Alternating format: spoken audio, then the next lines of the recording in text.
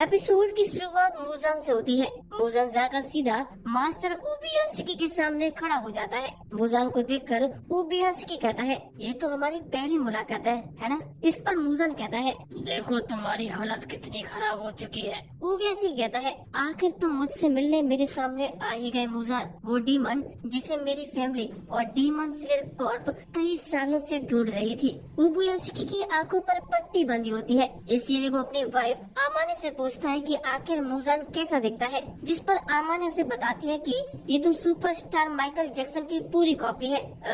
आमाने कहती है कि मूजान की उम्र लगभग 20 साल होगी और उसकी आंखें बिल्ली जैसी हैं। इसके बाद ओबियाशिकी मूजान से कहता है, मुझे पता था तुम मुझसे मिलने जरूर आओगे। तुम मुझसे और मेरी फैमिली से इतना ज्यादा नाराज हो कि तुम मुझे खुद मारने आए हो। मूजान कहता है, वो इंसान जिसने कई हजार सालों तक मेरे कामों में दखल दी है, आज उसे ऐसा देखकर मैं बहुत ही ज्यादा निराश हूँ। मैं तुम्हें क्या ही मानूंगा, तुम तो वैसे ही मरने वाले हो। ओबियाशिकी खुद को संभालते हुए बैठने की कोशिश करता है और कहता है, 6 महीने पहले मुझे एक डॉक्टर ने कहा था कि तुम कुछ दिनों में ही मरने वाले हो, और देखो मैं अभी भी जिंदा हूँ। ओबियाशिकी की हालत इतनी ज्यादा खराब होती है कि वो ठीक से बोल भी नहीं पा रहा होता है। फिर भी ओबियाशिकी मूजान से कहता है, मैं अभी तक इसीलिए जिंदा हूँ क्योंकि मैंने तुम्हें मारने का प्रण लिया है। मूजान कहता है, ठीक है, तुम्हारा ये प्रण आज तुम्हारे साथ ही खत्म हो जाएगा जब मैं तुम्हें मार डालूंगा। आगे ओबियाशिकी मूजान को बताता है कि तुम और मैं दोनों एक ही परिवार से हैं, बस तुम्हारा जन्म 1000 साल पहले हुआ था, इसी वजह से हमारा परिवार अब अलग अलग हो गया है। ये सुनकर मूजान कहता है, आखिर तुम ये कहकर क्या साबित करना चाहते हो ओबियाशिकी? ओबियाशिकी कहता है, मेरे परिवार ने तुम्हारे जैसे एक मॉन्स्टर को जन्म दिया था, जिसकी वजह से हमारे पूरे परिवार को कर्ज लग गया। तुम्हारे बाद हमारी फैमिली में जितने भी बच्चे हुए वो सब बहुत ही कमजोर थे और जवानी में ही मर गए। जब हमारी फैमिली खत्म होने वाली थी तब वो एक प्रीस्ट के पास गए। उस प्रीस्ट ने उन्हें कर्ज के बारे में बताया और कहा कि इस कर्ज से निकलने का एक ही तरीका है, अगर तुम्हारी फैमिली उस डीमन को हराने में लग जाती है तो सब ठीक हो जाएगा। उसके बाद से हमारी पूरी फैमिली ने प्रीस्ट के यहाँ से शादी की और तुम्हें हराने में लग गए। उसके बाद से बच्चे हेल्दी तो पैदा होने लगे, पर कोई भी 30 साल से ज्यादा नहीं जी पाया। ये सब कहानी सुनकर मूजान कहता है, क्या तुम्हें समझ नहीं आ रहा जो तुम कह रहे हो? तुम्हारा दिमाग पूरा ही खराब हो चुका है। मैं इतने सालों से लोगों को मारता आ रहा हूँ, मुझे तो कुछ भी नहीं हुआ। आखिर कहाँ है तुम्हारे भगवान? मैंने इतने सालों में ना ही कोई गॉड देखा है और ना ही कोई बुद्धा। मूजान की बातों से ओबियाशिकी को जरा सा भी फर्क नहीं पड़ता।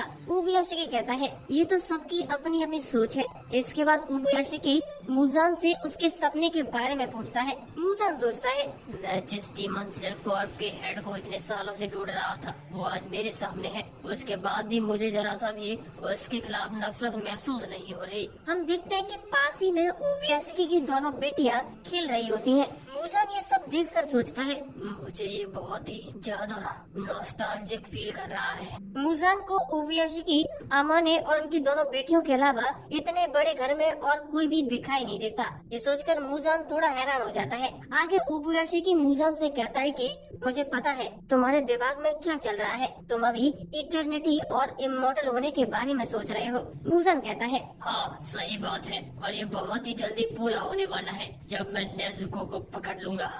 ओबियाशिकी कहता है, तुम्हारा ये सपना कभी भी पूरा नहीं होगा। मूजान कहता है, कोई बात नहीं, मेरे पास बहुत समय है, पर शायद तुम्हारे पास टाइम नहीं बचा है। इसके बाद मूजान ओबियाशिकी की तरफ चलकर जाने लगता है। ओबियाशिकी मूजान से कहता है कि मुझे पता है रियल इटर्निटी क्या है, ये केवल वही लोग फील कर सकते हैं जो इमॉर्टल है। ओबियाशिकी की बातें सुनकर मूजान कहता है, मैं तुम्हारी बकवास से परेशान हो चुका हूँ। ओबियाशिकी कहता है, 1000 सालों से डीमन स्लेयर कॉर्प चली आ रही है और आज भी जिंदा है। अनगिनत बच्चे मारे गए पर उसके बाद भी नए बच्चे उनकी जगह ले लेते हैं। इतने सारे लोगों की फीलिंग्स जिसे तुम बकवास बोल रहे हो वो असली इमॉर्टल है। तुम्हारी वजह से जितने लोगों की जान गई है उनकी फीलिंग्स इटर्नल है। उन्होंने आज तक तुम्हें माफ नहीं किया है। इसके बाद ओबियाशिकी हाशिरा और तांजीरो को याद करते हुए कहते हैं, तुमने सोए हुए ड्रैगन्स और लायन को जगा दिया है, वो तुम्हें इस बार बचकर भागने नहीं देंगे। तुम भले ही मुझे मार दो पर डीमन स्लेयर कॉर्प रोकने वाली नहीं है। वैसे भी मैं इतना ज्यादा इम्पोर्टेंट नहीं हूँ। तुम कभी भी लोगों के बीच का बॉन्ड और उनकी फीलिंग्स नहीं समझ पाओगे क्योंकि तुम सभी डीमन अंदर से खोखले हो और मरने के बाद तुम लोगों की राख भी नहीं बचती है। तभी एक हवा का तेज झोंका आता है। उबुयाशिकी मुजान से कहता है, क्या तुम्हें कुछ समझ आया? उबुयाशिकी की बात सुनकर मुजान गुस्से में आने लगता है और उबुयाशिकी को चुप होने के लिए कहता है, बहुत हो गया डैड है। उबुयाशिकी मुजान से कहता है, इतने सालों से मुझे जो कहना था वो मैंने तुमसे कह दिया, बस एक आखिरी चीज बची है। मैं भले ही इतना इम्पोर्टेंट रही हूँ पर मेरी मौत बेकार नहीं जाएगी। डीमन स्लेयर कॉर्प में सभी लोग मेरी रिस्पेक्ट करते हैं, स्पेशली हाशिरा। जब उन्हें मेरी मौत के बारे में पता चलेगा तो वो लोग पहले से ज्यादा जोश में होंगे। तुम्हें मारने के लिए वो आगे दौड़ेंगे। मुजान उबुयाशिकी से कहता है, क्या हो गया तुम्हारा, या अभी भी कुछ और कहना चाहते हो? इसके बाद उबुयाशिकी मुजान को शुक्रिया कहते हुए बोलता है कि मुझे नहीं लगा था कि तुम इतनी देर तक मेरी बात सुनोगे। उधर दूसरी तरफ सभी हाशिरा के कासुगाई क्रू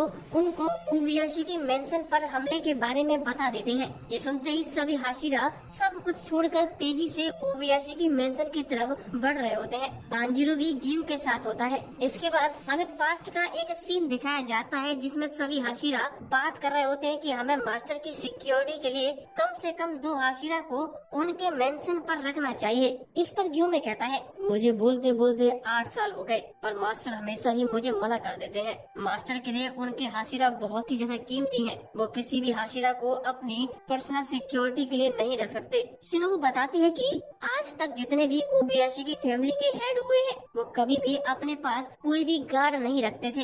इसके बाद हम फिर से प्रेजेंट में आते हैं। सभी हाशिरा मास्टर के मेंशन की तरफ जा रहे होते हैं। मुजान जैसे ही उबुयाशिकी को मारने वाला होता है तभी अचानक से पूरे मेंशन में एक बहुत तेज धमाका होता है और चारों तरफ आग ही आग होती है। इस धमाके की चपेट में पूरी उबुयाशिकी फैमिली और मुजान दोनों ही आ जाते हैं। सभी हाशिरा दूर से ये सब देख रहे होते हैं और बहुत ज्यादा चौंक भी जाते हैं। धमाके की वजह से मुजान की पूरी बॉडी जल जाती है पर वो धीरे धीरे खुद को हील कर रहा होता है। मुजान उबुयाशिकी को कर्ज करते हुए कहता है, माखन चोर उबुयाशिकी, बुद्धा के जैसे शांत स्माइल होने के बाद भी उसने अपनी पूरी फैमिली के साथ सुसाइड कर लिया केवल इसीलिए कि वो मुझे मार सके। मैंने ये तो सोचा था कि यहाँ पर कोई न कोई ट्रैप तो होगा पर इस लेवल का होगा ये मैंने नहीं सोचा था। उबुयाशिकी को कमजोर समझना मेरी भूल थी। हमें पता चलता है कि धमाके में कांटे मिले होते हैं जो मुजान की पूरी बॉडी में घुस जाते हैं। इस वजह से मुजान बहुत ही धीरे धीरे खुद को हील कर पा रहा होता है।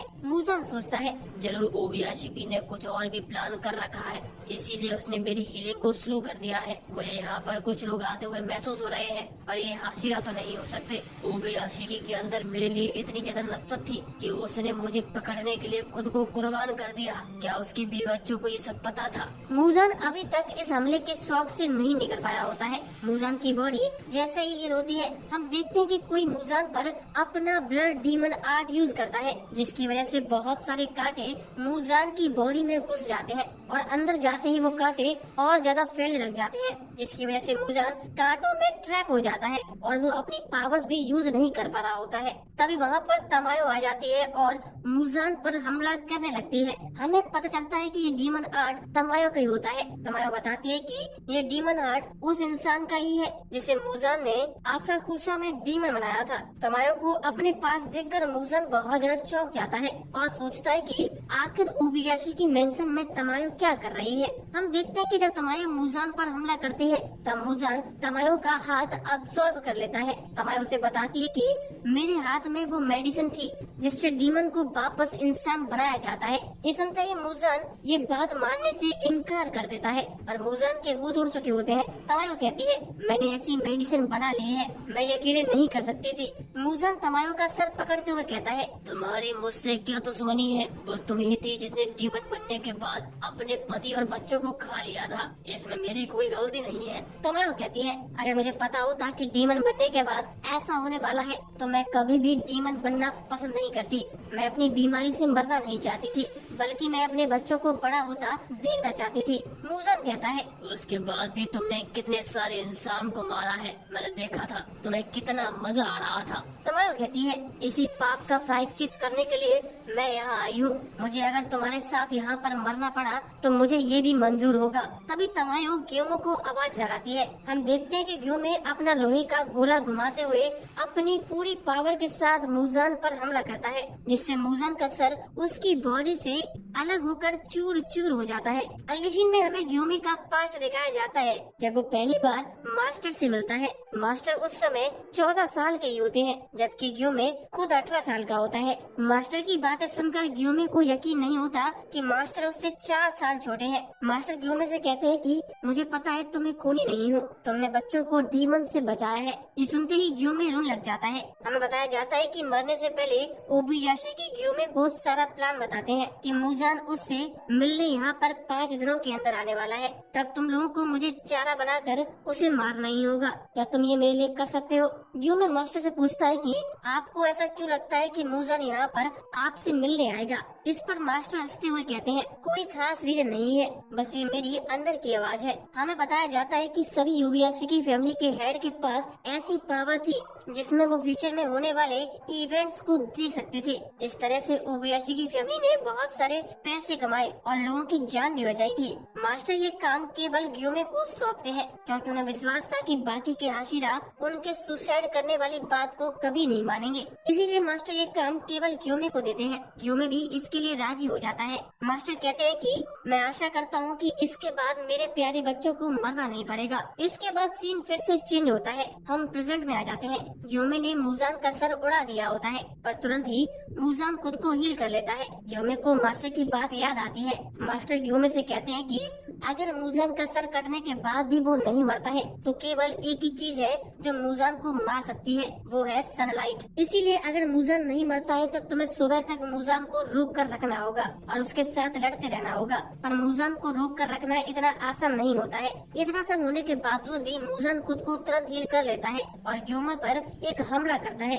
ग्योमे भी अपनी स्टोन ब्रीदिंग का 3rd form stone skin use करता है और मुजान के सभी हमलों को रोक देता है। तभी वहाँ पर सभी हाशिरा पहुँच जाते हैं, पर मैंसन की हालत देखकर वो बहुत ही ज्यादा दुखी हो जाते हैं। हम देखते हैं कि तांजिरो भी वहाँ पहुँच जाता है और उसकी सबसे पहली नजर सीधा मुजान पर जाती है। ग्योमे सभी हाशिरा को देखकर सोचता है, मास्टर ने जो प्लान बनाया था वो बहुत ही ज्यादा ब्रिलियंट था। ग्योमे सभी हाशिरा को बताता है कि ये कोई और नहीं बल्कि मुजान है। अगर हम इसका सर काट भी देते हैं तब भी ये नहीं मरेगा। मुजान का नाम सुनते सभी हाशिरा शॉक हो जाते हैं। मुजान को देखते ही तांजिरो अपनी तलवार निकाल लेता है। उसके बाद तो सभी हाशिरा मुजान पर टूट पड़ते हैं। मोइचिरो मिस्ट ब्रीदिंग का 4th फॉर्म यूज करता है। शिनोबु इंसेक्ट ब्रीदिंग का बटरफ्लाई डांस यूज करती है। ओबेनाई सर्पेंट ब्रीदिंग का 1st फॉर्म यूज करता है। मित्सुरी लव ब्रीदिंग का 5th form, due water breathing का 3rd फॉर्म और शानेमी विंड ब्रीदिंग का 7th फॉर्म यूज करता है। तांजिरो भी हिरोकामी काकुरा का सनफ्लावर थ्रस्ट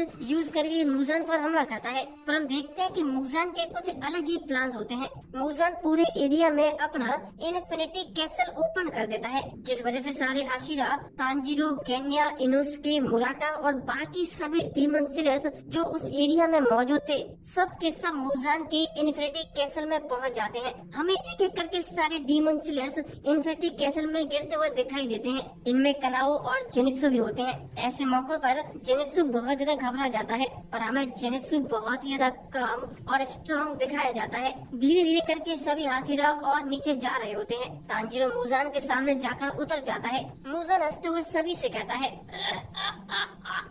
तुमको क्या लगा था तुम मुझे इतनी आसानी से पकड़ लोगे? आज रात मैं तुम सभी को यहाँ पर मार कर नरक भेज दूंगा।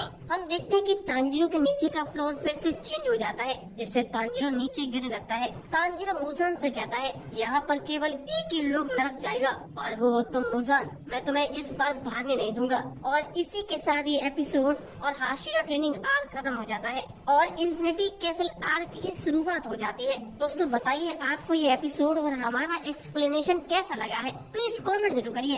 अच्छा लगता है और चैनल को सब्सक्राइब भी करो मेरे भाई।